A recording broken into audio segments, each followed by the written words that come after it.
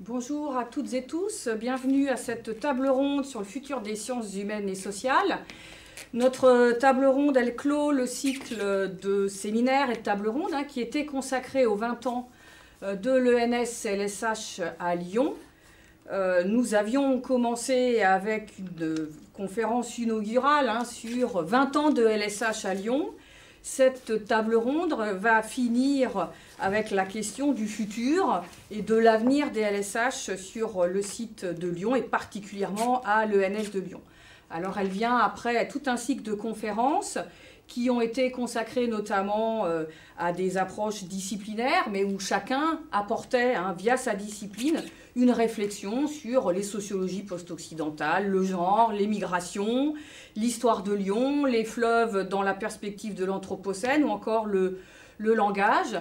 Donc on va continuer aujourd'hui à échanger avec cette table ronde sur ce futur, avec une vision un peu plus prospective sur quels sont les sujets qui pourraient émerger, ou du moins aussi, je pense qu'il faut partir d'une vraie question de l'actualité des sciences sociales dans le débat scientifique contemporain. Alors pour cette table ronde, il y a donc plusieurs collègues. Maëlys Blandenay, bonjour Maëlys. Bonjour. Qui est donc maîtresse de conférences en langue et littérature latine, ici à l'ENS de Lyon, et elle est membre du laboratoire ISOMA. Maëlys s'intéresse aux questions des représentations de la ruralité à Rome, sous la République et le Haut-Empire. Elle coordonne actuellement une ANR qui s'appelle Agrocole, et elle vient de publier un ouvrage avec Marine Bretin-Chabrol sur la terre et le grain et des lectures interdisciplinaires de Columel. Pablo Jensen viendra plutôt des sciences exactes et expérimentales, de la physique. Il nous apportera son éclairage comme chercheur au CNRS, membre du laboratoire de physique, et qui, après avoir modélisé la matière, se consacre à l'étude des systèmes sociaux, dans le cadre de l'ICSI notamment, et donc qui est en dialogue avec l'informatique, mais aussi les chercheurs en sciences sociales. Il vient de publier un ouvrage sur le néolibéralisme au cœur des réseaux de neurones.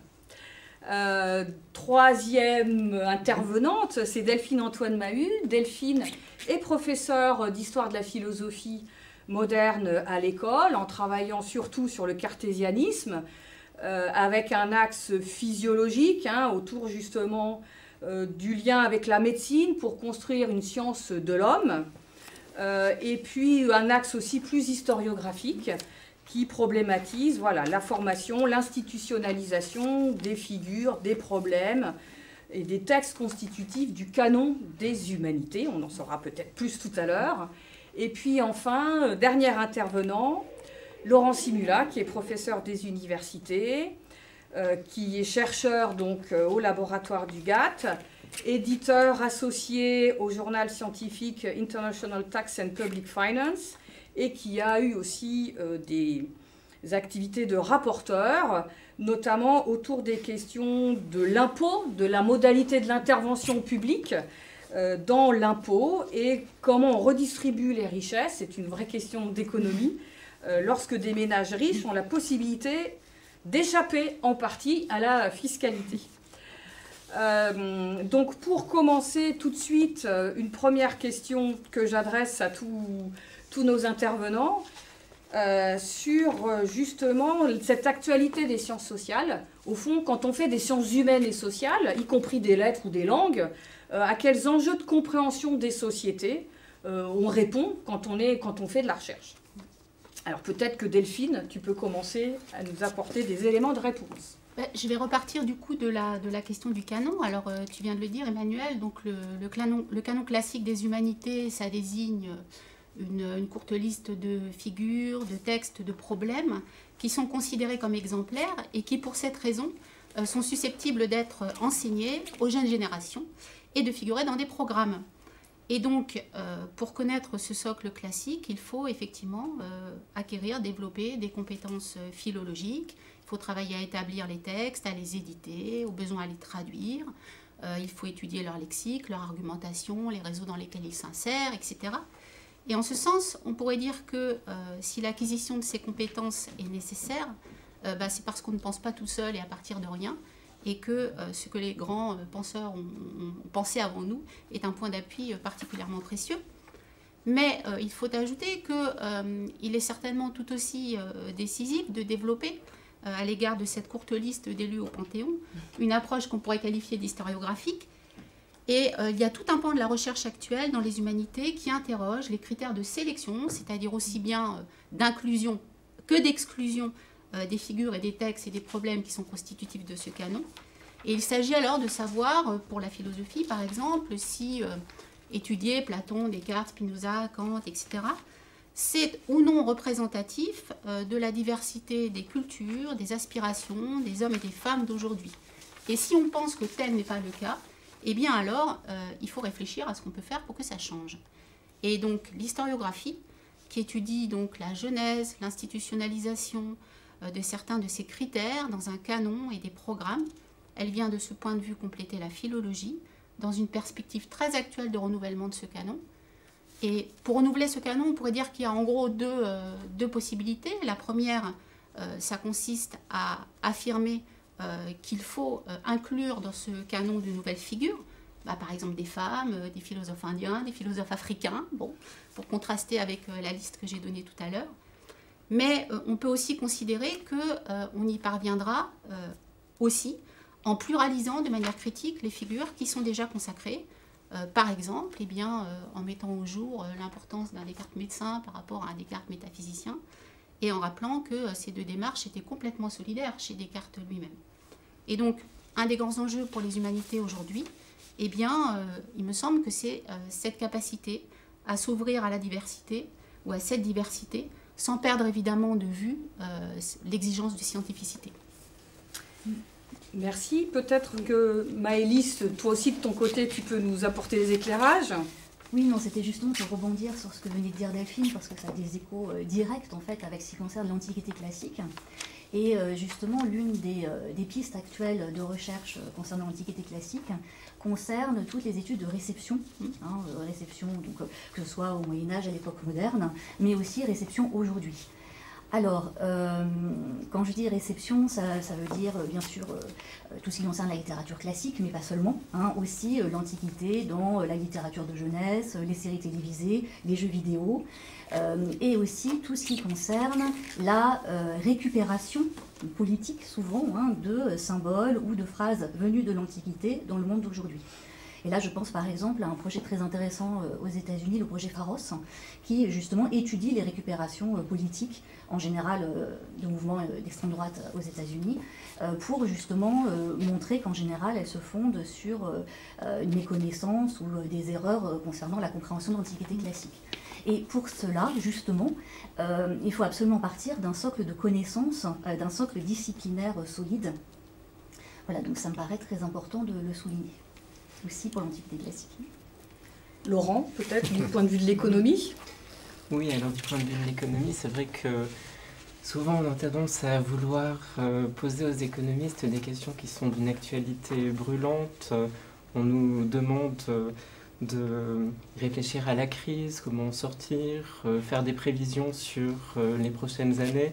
Et de ce point de vue-là, c'est plutôt le travail d'instituts de conjoncture ou bien des ministères, des organismes chargés de la prévision. En tant qu'économiste, chercheur en économie, notre travail, c'est davantage d'aller regarder les expériences passées, regarder quelles ont été les solutions qui ont pu être développées, mises en œuvre, quels sont les mécanismes sur lesquels elles ont reposé, et puis aussi quelle a été leur efficacité.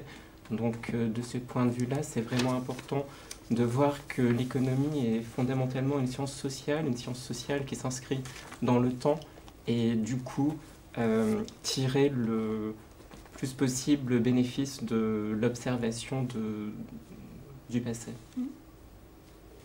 Merci. Une deuxième question qui se pose quand on fait de la recherche en sciences humaines et sociales, faire de la recherche aujourd'hui, ça nécessite des savoirs, des savoir-faire, des outils et puis surtout des démarches que l'on renouvelle dans les approches scientifiques.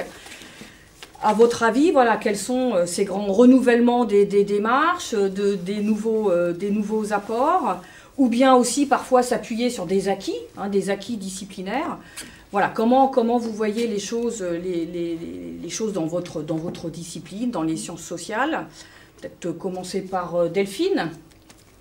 Oui, on pourrait. Moi, je vois trois éléments décisifs, sans prétention à l'exhaustivité. Évidemment, le premier point, c'est que on a depuis quelques années un très grand renouvellement des supports sur lesquels on travaille. On ne travaille plus justement uniquement sur des textes dits canoniques, mais sur tout un tas d'archives, sur des manuscrits clandestins, des articles, des cours, des correspondances. Donc ça, c'est un point vraiment fort de la recherche aujourd'hui en sciences humaines. Le deuxième élément, c'est la grande diversification des interlocuteurs.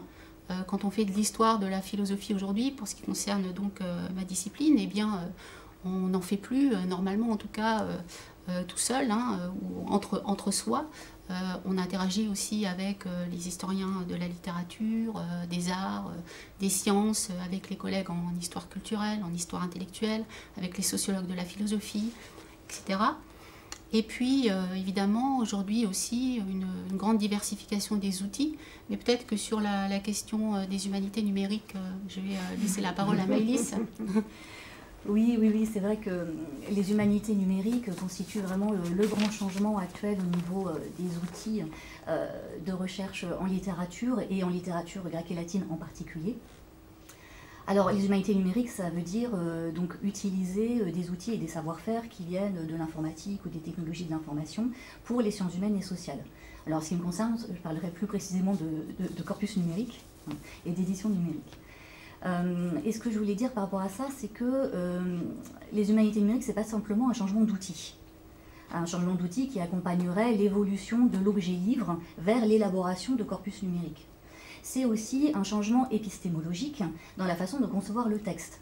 Parce qu'on passe de l'édition d'un texte et de son commentaire à la production de données.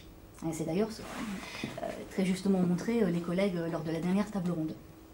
Et ce qui me semble important par rapport à ça, c'est de maintenir aussi la spécificité de nos analyses littéraires, c'est-à-dire notre conception du texte comme témoin d'une pensée complexe propre à un individu, et qui possède une valeur artistique propre. Il ne faut pas non plus le réduire purement et simplement à un jeu de données. Voilà, donc il faut maintenir les deux.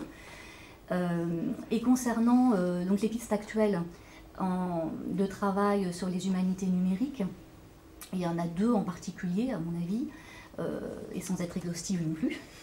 Alors, la première piste concerne le développement de ce qu'on appelle l'interopérabilité des données, c'est-à-dire la possibilité de rendre davantage accessibles et utilisables nos travaux pour l'ensemble de la communauté scientifique.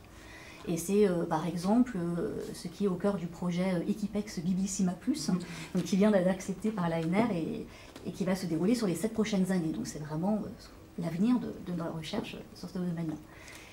Et puis le deuxième point concerne l'utilisation en tout cas de l'intelligence artificielle et du machine learning pour développer l'automatisation dans l'analyse des textes, en particulier pour tout ce qui concerne l'analyse thématique, par exemple. Merci. Je pense que Pablo, sur les nouvelles perspectives justement du traitement de ces données à travers des outils empruntés aux sciences exactes et expérimentales, tu as un regard à porter aussi là-dessus? Oui, c'est clair que c'est des outils qui changent. Et ce n'est pas juste des outils d'analyse, ça change aussi l'objet forcément. Après, effectivement, j'ai travaillé en collaboration avec des informaticiens, des sociologues, et c'est clair qu'il va en sortir des choses. Le premier point, je pense, important, c'est que cet outil-là doit être adapté. C'est-à-dire, moi, je venais avec mes gros sabots de physicien analyser, par exemple, la répartition des commerces en ville, en disant ça ressemble à des cartes où on voit des atomes répartis dans des matériaux. Et donc, j'ai pris un outil formel qui existait dans la physique pour essayer d'interpréter ces résultats-là. Et en fait, sans y avoir pensé, pour un physicien, l'espace sous-jacent est homogène. Ça, c'est l'espace euclidien, le vide, etc. Alors que l'espace urbain n'est pas tout à fait homogène. Il y a des rivières, il y a des endroits où les commerces ne peuvent pas aller. Et donc, il a fallu adapter cet outil-là pour le rendre pertinent, en fait, pour son objet. Donc ça, c'est quelque chose qui est très important. Je pense que les outils qu'on a en sciences formelles sont pertinents pour l'objet pour lequel on l'utilise en général, c'est-à-dire l'objet physique ou matériel. Et donc si on veut utiliser ces outils aussi pour les phénomènes sociaux, il faut vraiment les rendre pertinents, et ça, sinon on produit des choses sans intérêt, ce qui est quand même plutôt la norme, je crois, souvent dans ces études-là où on passe trop vite en fait sur la spécificité des sciences sociales. Mais je veux quand même dire que, à force de travailler sur des objets sociaux, je me suis aussi évidemment intéressé au regard spécifiquement sciences sociales, et j'avoue que je suis quand même, comment dire, beaucoup plus intéressé et même passionné par la spécificité. Quand, je ne sais pas, Latour dit « expliquer, c'est bâtir un empire », ça renverse beaucoup de choses et ça me fait voir, voilà, même les explications des physiciens d'une autre manière, ou quand Boltanski, donc un sociologue, analyse les controverses comme des cités qui sont, il y a différentes dimensions. Quand je compare ça à des modèles où une opinion, c'est juste un nombre, ben voilà, ça, et donc ce regard, cette réflexivité, ce regard beaucoup plus interprétatif des sciences sociales, il est loin d'être, disons, menacé par l'utilisation de ces nouveaux outils formels, en fait. Merci. Peut-être que dans la suite de ce qu'on vient d'entendre, hein, on vient de donner des informations sur effectivement des méthodes empruntées aux sciences exactes, et on voit bien que les sciences humaines et sociales se les sont appropriées, à la fois pour redéfinir leur objet, redéfinir leur méthode, certes, mais aussi avec des nouveaux bouleversements épistémologiques, hein, sur la façon dont on construit son objet de recherche. Et du coup, il y a une autre question qui se pose aussi, c'est au fond, quel est l'apport de ces sciences humaines et sociales à ces sciences exactes expérimentales qui nous ont apporté des outils, mais qu'on a fait nôtres. Et du coup, voilà, alors pour donner peut-être un thème de réflexion autour de la crise, qui est quand même une question qui traverse toute la recherche et toutes les sciences, quelles qu'elles soient. Est-ce que, voilà, de votre point de vue aussi disciplinaire, de chercheur en sciences humaines et sociales, voilà, qu'est-ce que la réflexion sur la crise pourrait apporter, par exemple, à nos collègues chercheurs des sciences exactes et expérimentales. Peut-être Laurent, qui pourrait, pour distribuer la parole entre les collègues.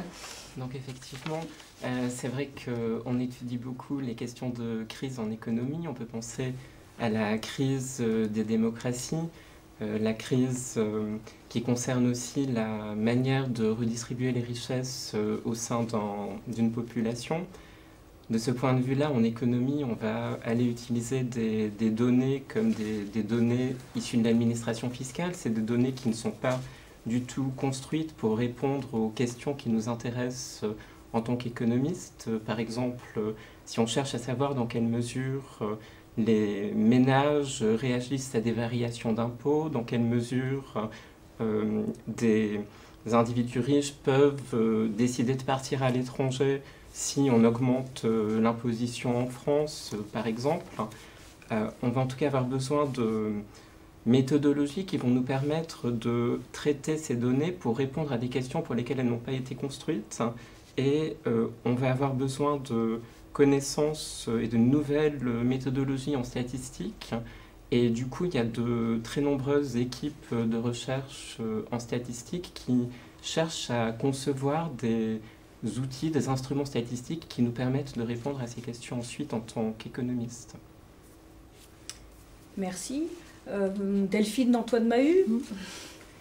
Oui, alors moi je voudrais repartir de ce que tu as dit aussi, Laurent, le lien à ce que tu viens de dire maintenant, alors, en réponse à, je crois, la deuxième question, où tu revenais sur l'intérêt particulier d'étudier le passé ou d'adopter sur les phénomènes une perspective au long cours pour comprendre ce qui se passe au présent.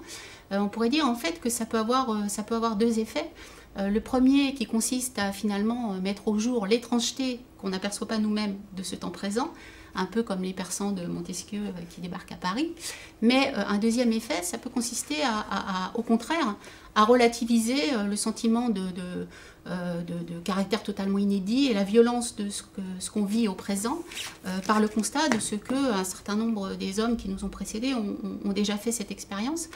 Et si on voulait prendre l'exemple de la crise sanitaire, peut-être qu'on pourrait aller plutôt dans ce second sens.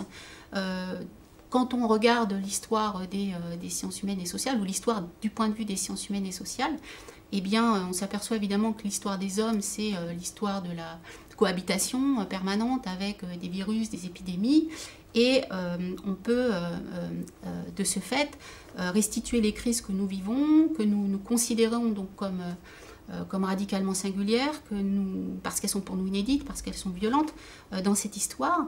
Et puis ça peut peut-être nous permettre, du même coup, de remettre à leur juste place, de relativiser des discours complotistes ou bien des formes même de scientisme. On pourrait dire aussi peut-être qu'en restituant ces crises dans un temps au long cours, on s'aperçoit en outre que leurs acteurs ont souvent eu recours justement aux philosophes, pour ce qui me concerne plus directement, pour y réagir, pour y chercher des solutions. Par exemple, donc si on reste dans la question de la crise sanitaire, hein, quand il y a eu à Naples ce qu'on appelait la Grande Peste au milieu du XVIIe siècle, eh bien, les médecins se sont emparés des écrits physiologiques de leurs contemporains, notamment de Descartes, pour voir si ça fonctionnait, si ça leur permettait de trouver des solutions.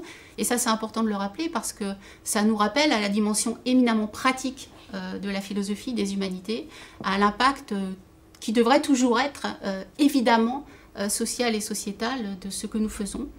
Et enfin, peut-être qu'on pourrait dire plus largement que les considérations donc, de ceux qui nous ont précédés sur le rapport de l'homme au temps, sur la confusion permanente entre l'urgent et l'important, sur le poids ou la place qu'on accorde à la fortune dans notre bonheur, sur les raisons pour lesquelles il peut sembler parfois si difficile de rester tout seul, enfermé entre quatre murs. Sur toutes ces questions, eh bien, les humanités ont sans doute beaucoup plus de choses à nous apprendre qu'on ne le croit spontanément en temps de crise. Maëlys, peut-être une réponse ou une réflexion sur ce thème? Oui, ou plutôt un exemple très précis, en l'occurrence, parce que, enfin voilà, ce que disait Delphine est tout à fait exact, hein, le fait que l'étude des crises des sociétés du passé permet de prendre du recul par rapport aux crises que nous connaissons aujourd'hui, alors même que se pose aujourd'hui justement l'urgence d'un changement de paradigme. Donc il faut que les sciences humaines et sociales puissent aussi être force d'expertise et de proposition. Et alors l'exemple qui me venait à l'esprit, c'est celui que je connais bien, hein, qui concerne les rapports entre littérature et agronomie dans l'Antiquité.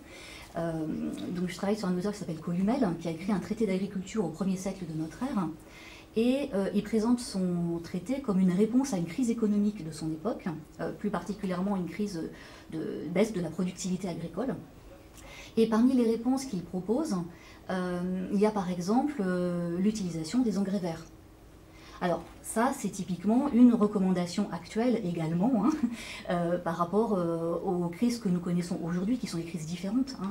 Par exemple la crise de dégradation des sols, la crise écologique en général. Mais on voit bien par ce type d'exemple très concret que même des textes latins écrits il y a 2000 ans peuvent aussi nous permettre d'évaluer certaines solutions très concrètes qui sont proposées pour les crises actuelles. Et puis Pablo, peut-être de ton regard extérieur, mais aussi très internalisé aussi parfois dans les sciences sociales. Oui, je pense que si on parle du futur des sciences sociales dans 20 ans, mais plus largement de ce qui nous attend dans 20 ans, c'est difficile de passer sous silence la crise ou la mutation écologique en fait. Parce qu'aujourd'hui c'est Toronto, mais dans 20 ans à Lyon, ça va être difficile aussi de survivre dans les environnements urbains. Donc c'est vraiment...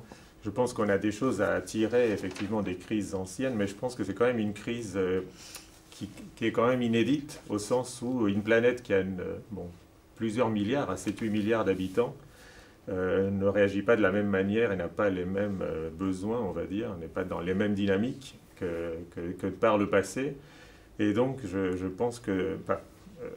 avec quelques collègues, on a fondé ce qu'on appelle la fabrique des questions simples parce qu'on se dit que vraiment, disons, toute la société doit s'adapter, mais les sciences ont une responsabilité particulière au sens où c'est quand même le GIEC et des scientifiques qui ont lancé l'alerte et que la communauté académique a normalement, disons, une certaine liberté et pourrait montrer l'exemple aussi de la confiance qu'on a dans ce que les scientifiques déclarent. Si nous-mêmes, on n'y croit pas, on ne peut pas demander au gouvernement vraiment de s'impliquer. Et donc, je pense qu'on a un devoir d'exemplarité. Et vraiment, bon, je pense qu'il faut sortir de ces sillons disciplinaires aussi, en gardant les forces, évidemment, parce que c'est ce qui nous permet d'être efficace et d'être pertinent. Mais je pense qu'il y a énormément de questions qui s'ouvrent pour les 20 ans ou les 40 ans à venir. Hein. Ne serait-ce qu'en économie, par exemple, comment est-ce qu'on va, disons, adapter? Est-ce que c'est le marché, disons, pour prendre en compte le long terme, qui est une des difficultés? Est-ce que le marché, c'est le bon outil? Est-ce qu'il faut créer plusieurs monnaies parallèles? Est-ce qu'il faut planifier? Est-ce que, voilà. Et c'est vrai que ce que je lisais, c'est que dans les journaux les plus prestigieux d'économie, il n'y avait pas beaucoup d'articles sur le changement climatique. Donc je pense que vraiment les sciences doivent se bouger. Et il y a plein de questions passionnantes en fait. Hein. Comment est-ce que les humains vont s'insérer dans ce monde avec les autres vivants ou pas? Est-ce qu'il faut donner une personnalité juridique par exemple aux abeilles, au sol, aux rivières? Donc pour les juristes, bon, les géographes évidemment, enfin toutes les disciplines sont vraiment... Enfin, intellectuellement, c'est très stimulant. C'est aussi, disons, autant on est effrayé, autant c'est stimulant au niveau intellectuel. Donc je pense qu'il faut vraiment favoriser ce type de comportement. Et je voyais là, pendant qu'on patientait, il y avait l'image de l'île de Pâques. Alors je ne sais pas s'il y avait un message subliminal, mais l'île de Pâques est connue pour son effondrement de la civilisation à cause de la surexploitation des sols. Enfin là, ça a été un des exemples bien connus. Et donc voilà, il y a une leçon à tirer de l'île de Pâques et ne pas faire les mêmes bêtises, quoi. Merci. Alors, on va essayer de réfléchir aussi. On est dans une école, l'ENS de Lyon, qui a un spectre large de disciplines et on est aussi dans la tentative de construire cette interdisciplinarité entre les sciences exactes et expérimentales et les sciences humaines et sociales. Il faut aussi quand même dépasser cette scansion aussi traditionnelle qui nous vient de loin, mais entre ces disciplines dites des sciences exactes et expérimentales et les disciplines dites des sciences humaines et sociales. Parce qu'au fond, on partage des objets, on a des objets de recherche en commun. On a abordé tout à l'heure la notion de crise, mais on peut parler aussi des réseaux. Alors c'est une question de méthode, mais c'est aussi une question d'objets de recherche, celle qui porte sur les mêmes réseaux, ou bien l'émergence de questions transversales qui portent sur, je pense à l'environnement, moi je suis géographe, c'est une question clé, ou bien toute une interrogation sur le genre qui ne relève pas uniquement des sciences humaines et sociales, mais qui pourrait être partagée aussi avec des collègues de sciences exactes et expérimentales. Et du coup, voilà, comment nous, chercheurs en sciences humaines et sociales, on essaye de construire cette interdisciplinarité, de dépasser ces scansions au travers de questions. Peut-être que je vais, voilà, Laurent Simula, pour commencer voilà, la réflexion sur cette question. Oui. Alors tout à fait. Alors c'est vrai qu'en économie, on peut avoir tendance à aborder des questions qui spontanément ne relèveraient pas de l'économie dans la tête de la plupart des gens. On ne va pas simplement s'intéresser à des questions comme le marché ou bien la finance, on va s'intéresser par exemple à des questions comme la diffusion de l'information dans les médias traditionnels et sociaux, l'effet de Twitter, dans quelle mesure Twitter a un impact sur la prise de décision politique et donc sur les choix qui vont être opérés à travers le vote, les votations. On a des objets communs et nous, en tant qu'économistes, on va apporter un regard particulier, des méthodologies particulières, souvent dans la manière dont on va traiter les données, et c'est ça qui va nous permettre de contribuer à l'appréhension de ces objets qui sont partagés entre différentes disciplines, effectivement en sciences humaines et sociales, et puis aussi parfois avec les sciences exactes et expérimentales également. Merci. À entendre là peut-être que Delphine, si tu pouvais nous donner quelques éléments peut-être d'histoire, de retour sur cette scansion, d'où elle vient cette scansion entre les sciences humaines et sociales et les sciences expérimentale, les sciences exactes. Alors c'est peut-être une longue histoire, mais si tu peux nous en donner quelques jalons de compréhension. Peut-être, disons, deux points essentiels. Le premier, c'est que, évidemment, il n'en a pas toujours été ainsi. C'est-à-dire que quand Pascal, par exemple, étudiait la condition de l'homme déchu, cherchait à démontrer l'existence du vide en montant en haut du Puy de Dôme, ou bien à faire marcher la première machine à calculer, il ne se posait évidemment pas les questions qu'on se pose aujourd'hui, et certainement pas non plus de la manière dont on se les pose aujourd'hui. Donc cette séparation, ou cette différence, ou ce fossé entre deux cultures, comme on l'a parfois dit, hein, entre d'un côté donc les sciences exactes, expérimentales, et de l'autre les sciences humaines et sociales, eh bien elle est plus exotique, étonnante, étrangère, pour reprendre mon image des deux persans arrivant à Paris, hein, de Montesquieu, de tout à l'heure, que constante, on va dire, dans l'histoire des humanités. Donc ça, c'est le premier point. Puis peut-être le deuxième point qu'on peut souligner, c'est qu'effectivement, cette institutionnalisation des disciplines et cette séparation progressive des compétences, qui s'est traduite une fois encore dans des programmes, etc., eh bien, elle a toute une histoire qui remonte en amont du 19e siècle, mais qui s'est particulièrement en fait consolidée à cette période-là dans toute l'Europe, et qui explique qu'aujourd'hui on ait des disciplines différentes, des départements différents, des compétences différentes, et qui explique aussi qu'on puisse avoir l'impression aujourd'hui qu'on ait quelque chose à ressouder.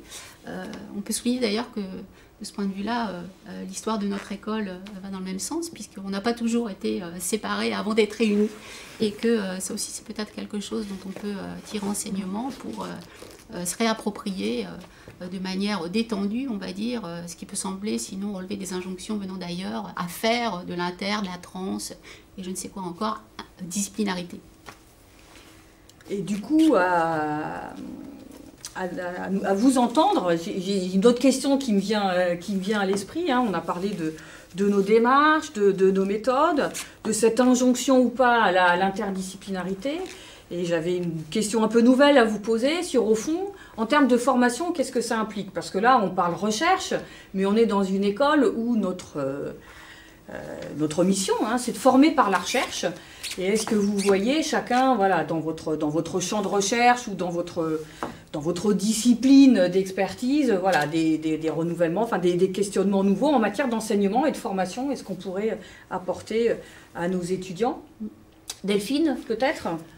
Moi, je peux simplement partir d'un exemple qui me vient à l'esprit en écoutant ta question. C'est celui d'un auteur que personne ou à peu près ne connaît, hein, qui s'appelle Albert Lemoine, qui est un penseur spiritualiste au XIXe siècle, et qui fait la réflexion suivante.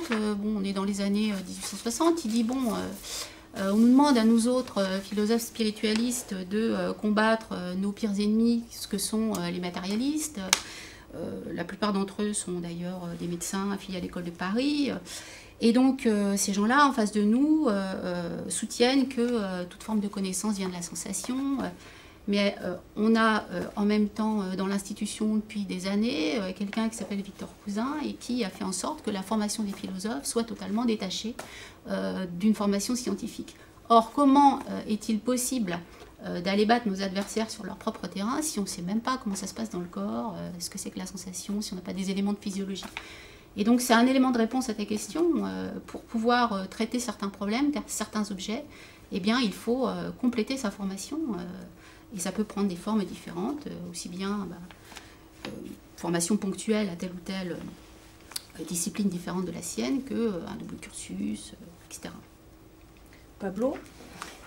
Oui, je voulais compléter, c'est un bon exemple. En fait, je pense que clairement, il faut que la formation reste en partie disciplinaire, parce que c'est ça qui nous donne les outils et nos spécificités. C'est ça qui nous apprend à être, à avoir des savoir-faire qui n'existent pas comme ça.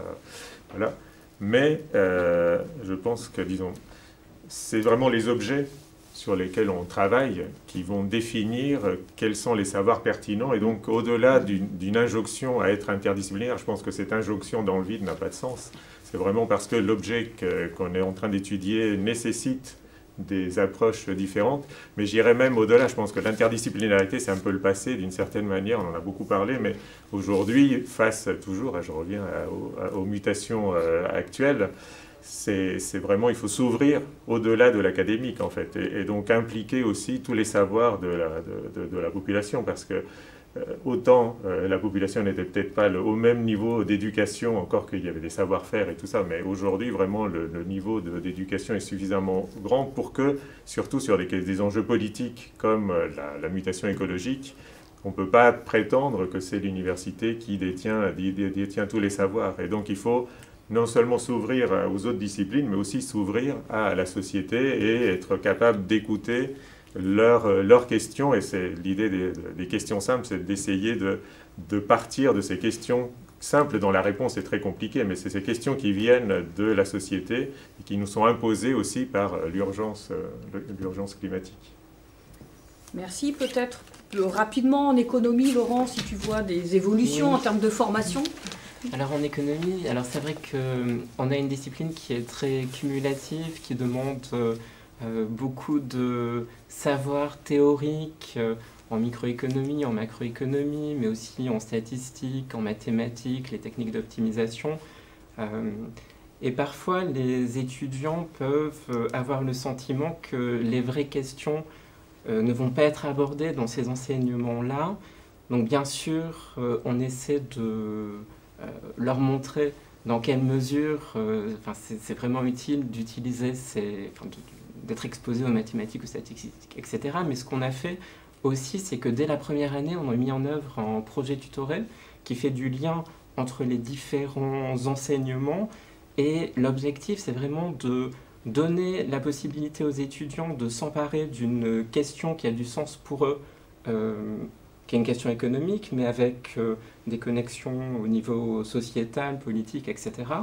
Et de traiter cette question, alors qu'ils sont en première année à l'école, comme le ferait un chercheur, sous la supervision d'un chercheur. Et ça, c'est quelque chose qui, pour eux, est vraiment... ils nous décrivent ça comme une très belle expérience. Ils trouvent ça très enrichissant, et je pense que ça, c'est aussi l'une des choses qu'on essaie de développer dans différentes disciplines à l'école. Et cette formation par la recherche, elle est vraiment essentielle. Oui, merci. Effectivement, la formation par la recherche, elle est au cœur du diplôme et puis des formations de licence ou de master qu'on propose. Maëlys, je ne sais pas si, dans le domaine des sciences de l'Antiquité, en termes de formation, tu as des changements nouveaux pour répondre à ces nouveaux enjeux de recherche dans nos domaines. Oui, alors en ce qui concerne la pluridisciplinarité, si j'ose dire, la recherche sur les mondes anciens est historiquement et intrinsèquement pluridisciplinaire. Et d'ailleurs, nous avons un master qui regroupe à la fois la littérature ancienne, l'histoire ancienne, l'archéologie. Alors concrètement, en termes de formation, par rapport aux étudiants de l'école, on développe deux voies principales, mais qui ont été déjà évoquées. La première concerne les parcours pluridisciplinaires, en fonction évidemment du projet des étudiants, parce que ça c'est important, il faut partir de l'objet d'étude pour construire la pluridisciplinarité. Et ça peut aller, puisqu'on parlait des humanités numériques tout à l'heure, il y a la possibilité ici de faire, par exemple, un master de humanités numériques et en même temps ce qu'on appelait lettres classiques, c'est-à-dire littérature et culture de l'Antiquité. Et la deuxième voie concerne justement l'implication des étudiants dans les projets de recherche qui sont menés à l'ENS et dans nos laboratoires, par le biais de stages, mais aussi d'autres choses. Et ça, c'est aussi très important parce que ça permet donc la formation par la recherche, et ça permet aussi aux étudiants de voir concrètement à quoi peuvent servir les différentes disciplines, autres que la leur, pour construire un projet de recherche. Merci. Une autre question qui est souvent posée aux sciences humaines et sociales, qui est une des grandes tendances actuelles, c'est la question de l'internationalisation de la recherche, et notamment tout ce qui concerne les modalités spécifiques de l'internationalisation. Est-ce qu'il y en a dans notre domaine des sciences humaines et sociales? Je pense notamment au fait que chez nous, dans nos disciplines, l'internationalisation, elle va passer par la maîtrise de la diversité des langues, la circulation des théories ou des notions dans différents univers académiques au travers le monde, le partage des savoirs, comment on le fait avec, dans le monde, ou bien la structuration des réseaux scientifiques. Et je pense là qu'il y a des modalités différentes d'internationalisation qui font la richesse aussi de nos disciplines. Et peut-être que vous pourriez les uns les autres l'illustrer. Je pense par exemple en économie, pour m'adresser à Laurent. Oui, alors l'économie, je pense que parmi les sciences humaines et sociales, on est peut-être l'une des disciplines qui est parfois perçue comme la plus internationalisée, en tout cas dans le sens où au niveau des formations, dès le master et dans la plupart des établissements partout dans le monde, on va faire tous les cours en anglais, on va très largement publier en anglais, et ce qu'on publie en général, c'est des articles dans certains journaux qui sont assez classifiés. Donc, on apparaît comme une discipline assez internationalisée de ce point de vue-là. Aussi, après le doctorat, on a un marché du travail internationalisé qui est vraiment institutionnalisé. Donc, de ce point de vue-là, on peut paraître comme international. Ça a un certain nombre de limites. C'est vrai qu'en tant que chercheur, on essaie de publier ses travaux dans les journaux qui sont perçus comme les meilleurs dans cette discipline. Nous, en économie, la plupart du temps, ce sont des journaux qui sont américains. Du coup, dans beaucoup d'articles, on va plutôt développer des exemples qui concernent les États-Unis plutôt que d'autres pays, par exemple la France. Tout simplement parce que la probabilité d'être accepté dans le journal américain sera plus grande si on s'intéresse aux États-Unis plutôt qu'à un pays qui leur paraît bien lointain. Donc ça, c'est peut-être l'une des limitations qu'on peut souligner. Merci. Delphine? Oui, peut-être revenir sur cette question de la langue, parce que tu as tout à fait raison, Emmanuel, de souligner à quel point c'est important en sciences humaines et sociales de parler plusieurs langues, de lire les textes dans la langue originale et de faire de la recherche dans plusieurs langues aussi. On ne peut pas ignorer les travaux écrits dans d'autres langues, et ça vaut aussi évidemment pour la langue anglaise. C'est-à-dire que bien sûr, il faut, pour pouvoir échanger avec un maximum de collègues et puis pouvoir diffuser sa recherche, se mettre à l'anglais, c'est-à-dire produire en anglais, écrire en anglais, dans des journaux aussi prestigieux en philosophie. Il y en a aussi quelques-uns, mais qui d'ailleurs ne sont pas forcément américains ou seulement américains. Il y en a, je pense, pour l'histoire de la philosophie au British Journal for the History of Philosophy, qui est très reconnu aussi, par exemple. Mais on a vraiment besoin de ces compétences linguistiques aussi pour pouvoir étudier, comme on dit, les philosophes, les écrivains, etc., dans le texte, et pouvoir faire une recherche véritablement internationale, c'est-à-dire aussi trouver dans les ouvrages américains de référence une bibliographie qui contiennent les productions européennes les plus remarquables, et il y en a beaucoup sur les objets en question. Et puis peut-être aussi, et ça rejoint aussi des points qu'on a déjà abordés, l'internationalisation, elle passe évidemment par le partage, on va dire, des traditions, des compétences, parce qu'en fonction de l'endroit où on se trouve dans le monde, ou même au sein d'un même pays, en fonction des universités, parfois au sein de formations différentes dans une même université, on ne donne pas la même importance à ce que j'appelais tout à l'heure la philologie, ou à une perspective plus contemporaine, etc. Et l'avenir de la recherche est dans le partage justement de ces savoirs. Et puis également aussi, et de manière plus large, quand on s'astreint à étudier, à essayer de traiter certains problèmes, eh bien il n'est pas rare de constater qu'on peut avoir beaucoup plus d'affinité en termes justement d'identification de problèmes, de mise en œuvre de méthodes, avec des collègues qui ne travaillent pas du tout sur les mêmes corpus, la même période, Et c'est là que ça commence à devenir aussi vraiment intéressant et qu'on commence à rentrer dans des formes d'interdisciplinarité, justement appelées par nos objets, appelées par la méthode qu'on met en œuvre pour les traiter, et que ça devient véritablement fécond. Maëlys, peut-être du côté voilà, des sciences de l'Antiquité. Oui, alors du côté des sciences de l'Antiquité, là, pour le coup, l'internationalisation est, si j'ose dire, un peu consubstantielle à la discipline. C'est absolument pas quelque chose de nouveau, hein, puisque l'Antiquité gréco-romaine est depuis longtemps perçue comme un bien culturel commun de l'Europe, et la constitution de réseaux de travail avec des chercheurs à l'étranger n'est absolument pas quelque chose de nouveau. Et d'ailleurs, le multilinguisme est une tradition dans le domaine des études de la littérature grecque et latine. En tout cas, pour ce qui concerne l'allemand, l'italien, l'espagnol, l'anglais et le français. Alors en revanche, ce qui est nouveau, c'est d'une part de nouveaux modes de diffusion des savoirs via les humanités numériques. On en revient là, mais ça permet vraiment de diffuser non seulement des résultats de recherche, mais aussi des corpus à des communautés scientifiques dans le monde entier. Et le deuxième point,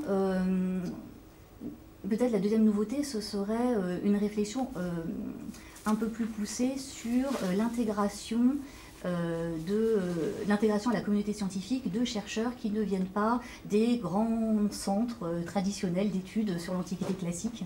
Je pense par exemple aux chercheurs du Brésil ou d'Afrique du Sud. Donc là, il y a toute une réflexion qui est en cours justement pour intégrer aussi les chercheurs venant de ces pays-là.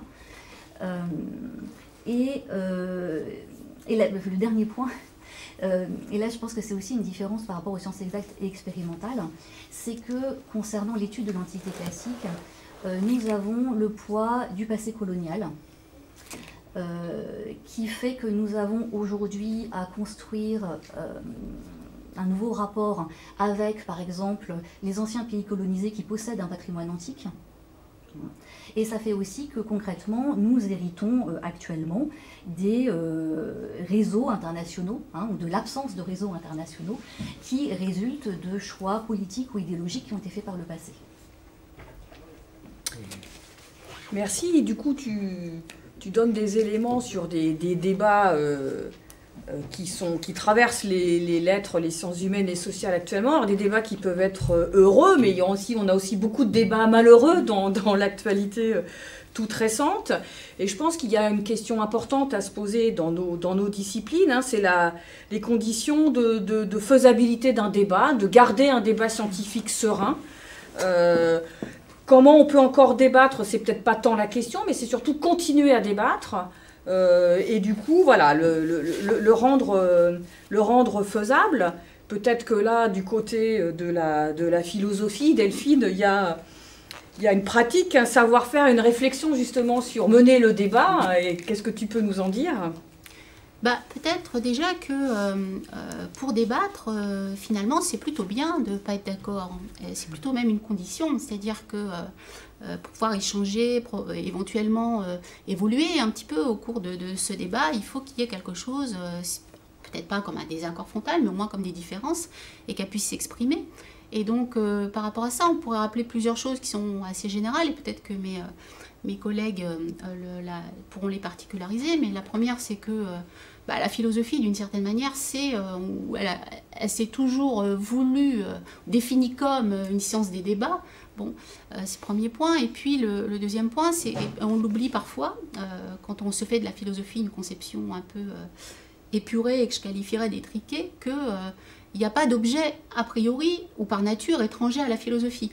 On pourrait rappeler à ce titre la phrase de Canguilhem qui dit la philosophie, c'est une réflexion pour qui toute matière étrangère est bonne, et nous dirions volontiers, ajoute-t-il, pour qui toute bonne matière est étrangère. Donc, a priori, on doit pouvoir débattre à peu près de tout, mais le point important, c'est que ne sera considéré comme philosophique ou ne correspondra à ce que tu as défini comme étant la condition minimale d'un débat, que ce qui pourrait être un petit peu raisonné, et que donc tout ce qui n'est pas raisonné, ça tombe en dehors du champ du débat possible et fructueux. Et puis, symétriquement, tout ce qui est raisonné, ça peut entrer en débat avec la philosophie, mais pas seulement. Du côté des lettres classiques ou des sciences de l'Antiquité, il y a aussi des débats, on imagine, contemporains. Oui, tout à fait. Et même des débats qui visent à remettre en question la légitimité scientifique de faire des recherches sur la littérature grecque et latine. Donc c'est là où ça devient vraiment gênant, il faut être très ferme là-dessus. En fait, donc ça concerne notamment ce qui concerne la remise en cause des classiques, dans le cadre en particulier de la cancel culture, qui vient des États-Unis. Donc l'idée est en fait de remettre en cause les études sur l'Antiquité classique, les études de certains textes grecs ou latins en particulier, ou les études de la langue grecque et latine, en considérant que ces études sont liées à une culture coloniale, ou que les textes cherchent à promouvoir des idées qui vont complètement à l'encontre de certaines valeurs aujourd'hui. Et en France, nous avions un exemple concret il y a 2 ans des incidences de cette réflexion sur le monde de la recherche, parce qu'il y a 2 ans, donc, il y a une représentation des suppliantes d'Échille qui devait avoir lieu à la Sorbonne en 2019, donc, et cette représentation a été empêchée par un groupe de personnes qui considéraient que le masque utilisé pour cette représentation et le maquillage étaient un blackface. Or, cette représentation se fait dans le cadre d'une recherche menée par un collègue helléniste sur les conditions matérielles de la représentation à l'époque d'Échille. Donc ça n'avait absolument rien à voir, bien sûr, avec un blackface. Et c'est donc une mécompréhension complète, en fait, de notre recherche sur l'Antiquité classique, pour le coup. Et donc là, je pense que nous avons une vraie responsabilité scientifique à l'heure actuelle pour faire comprendre nos recherches au grand public, et pour redire notre légitimité à faire des recherches sur l'Antiquité classique. Alors, ça implique bien entendu en même temps d'être capable d'interroger nos textes et de les remettre dans leur contexte. Quand, par exemple, on a un poète latin qui tient sur des femmes des propos absolument intenables, à juste titre aujourd'hui. Donc il faut à la fois donc, replacer ces textes dans leur contexte, bien sûr, et prendre des distances parfois par rapport à eux, mais aussi montrer quel est l'intérêt parfois de certains penseurs de l'Antiquité concernant, par exemple, la tolérance religieuse, le mélange des peuples, ou des réflexions sur l'impérialisme. Voilà, donc en tout cas, à mon avis, c'est un des grands enjeux actuels de la recherche sur les mondes anciens, que d'être très ferme sur notre légitimité à pouvoir faire de la recherche sur ces textes, sur tous les textes grecs et latins, donc sans en interdire, sans censure, et ce n'est pas du tout incompatible avec une réflexion aussi sur la place des antiquités classiques dans le postcolonialisme, par exemple. Merci. En économie, il y a d'autres types de débats scientifiques. Enfin, l'économie est déjà sollicitée beaucoup pour répondre à des débats de société, mais il y a aussi des débats scientifiques. Est-ce que tu peux nous en dire, présenter quelques éléments, Laurent ?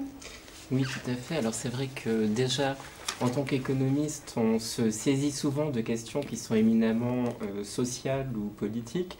Par exemple, si on s'intéresse à l'effet de l'immigration sur les salaires, ou bien l'effet de l'assurance chômage sur l'emploi, ou encore l'effet du progrès technique sur l'évolution des inégalités. Donc c'est des débats qui peuvent être animés sur la scène publique. Et je pense qu'en tant qu'économiste, notre rôle, d'une part, c'est de nous emparer de ces questions et d'apporter notre expertise là où elle est requise. Et puis, vraiment d'utiliser une démarche scientifique, mettre en œuvre toutes les méthodologies qui sont requises pour répondre le plus proprement possible à ces questions-là. Et ensuite, dans un deuxième temps, une fois qu'on a contribué à mettre au jour un certain nombre de mécanismes, communiquer sur ceux-ci, et c'est ce que tu disais, Maëlys, la place de la diffusion des savoirs. C'est vraiment important en tant qu'économiste aussi de contribuer au débat public et de s'assurer que les résultats qu'on trouve dans des articles scientifiques qui sont d'abord un petit peu complexes sont aussi communiqués sur la scène publique et expliqués pour pouvoir contribuer à la richesse des débats. Merci. Pablo, tu voulais prendre la parole ? Et brièvement, en fait, Laurent, tu as juste fini par la phrase que je voulais dire, en gros, que le travail scientifique, en tout cas, quand il s'attaque à des questions de société ou des questions politiques, il faut le voir effectivement comme venant enrichir le débat avec des éléments raisonnés et donc avec une certaine robustesse, mais pas pour venir clore le débat. C'est ça peut-être le point important, c'est vraiment tous ces travaux formels, tous ces travaux rigoureux sont là pour dire attention, c'est pas si simple. Souvent c'est mieux, enfin on peut mieux résumer en disant c'est pas aussi simple que vous croyez que c'est plus simple que vous ne le croyez. Sauf alors peut-être l'exception, et là je fais petite différence entre sciences sociales et sciences expérimentales sur la question du climat par exemple. C'est vrai que le fait d'avoir quand même une communauté pluraliste aussi dans les sciences du climat je parle, et d'avoir beaucoup de groupes qui font des modèles différents, et donc avec en plus quand même la chance qu'on a en sciences expérimentales, c'est d'avoir des phénomènes constants, des stabilités, conservation de l'énergie, des choses robustes sur lesquelles on peut baser des modélisations qui tiennent la route, on va dire, et donc qui nous permettent de dire vraiment c'est un effet anthropique de l'homme, que ce réchauffement climatique, c'est-à-dire que tous les modèles qu'on peut faire, qui sont quand même assez robustes, on n'arrive pas du tout à reproduire le réchauffement actuel si on n'introduit pas l'effet du CO2 et donc l'effet humain. Et donc, ça vient enrichir, mais aussi clore un petit peu le débat en disant, voilà, si vous niez ça, contre toute cette communauté scientifique pluraliste qui vraiment, on ne voit pas comment faire autrement, c'est probablement pour des raisons politiques, parce que ça ne vous arrange pas, ou voilà, les lobbies. Et donc là, mais ça suppose qu'on maintienne vraiment une communauté pluraliste scientifique pour montrer que ce n'est pas juste des lobbyistes du climat, par exemple. Vous voyez, donc ça... Merci, je vois que le temps tourne, qu'il est temps d'arriver à la conclusion. Pendant que je vais conclure, je vais vous demander à chacun d'entre vous de réfléchir à une petite question. En fait, là, on a beaucoup parlé d'actualité, de faire des sciences humaines et sociales, hein, du contemporain. Et peut-être une question voilà, que je vous pose à chacun d'entre vous, si pour cet avenir des sciences humaines et sociales, est-ce qu'il y a, à votre sens, un thème ou un objet ou une méthode qui, à votre avis, d'ici 20 ans, alors on fait de la prospective, c'est compliqué, hein, mais sera peut-être la vraie question ou la grande méthode ou la vraie démarche à se poser.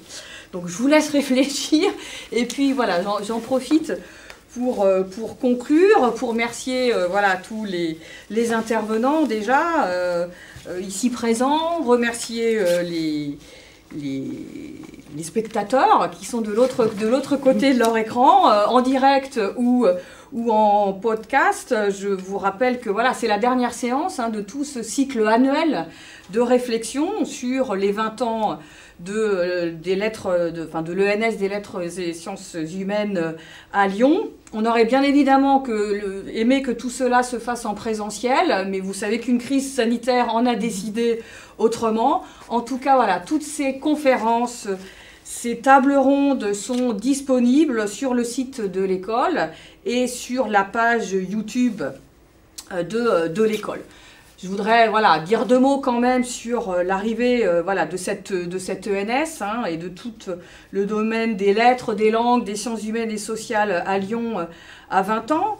Je pense qu'on a beaucoup discuté là tous ensemble la question de l'interdisciplinarité, mais je pense que ce qui est important de souligner, c'est que cette école, elle a été un vecteur de l'approfondissement du socle, mais du socle de compétences disciplinaires. Je pense qu'il ne faut pas oublier d'où l'on vient ou d'où l'on parle quand on fait des sciences humaines et sociales.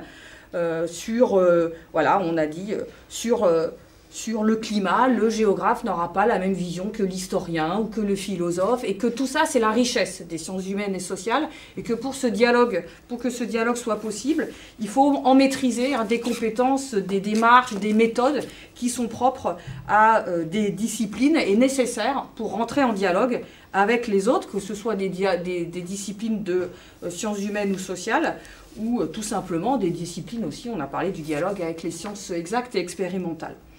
Je pense aussi que l'école a été justement un moteur de la construction de cette interdisciplinarité. Alors on a encore du travail à faire, mais on va on va continuer. Là, nous n'avons qu'un peu plus de 10 ans de mariage entre les deux pôles. Et je pense que, voilà,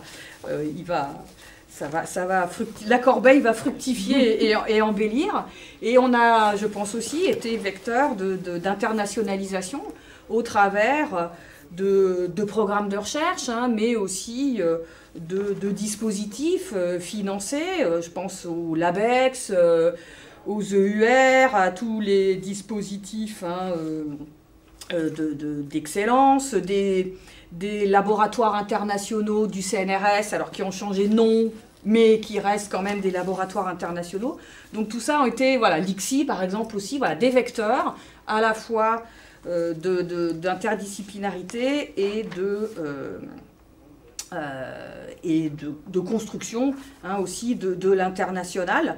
Et je vous laisse la parole, on a dépassé d'une petite minute, mais voilà, ma question initiale qui était, quel est pour vous un enjeu, un défi prochain pour des sciences humaines et sociales?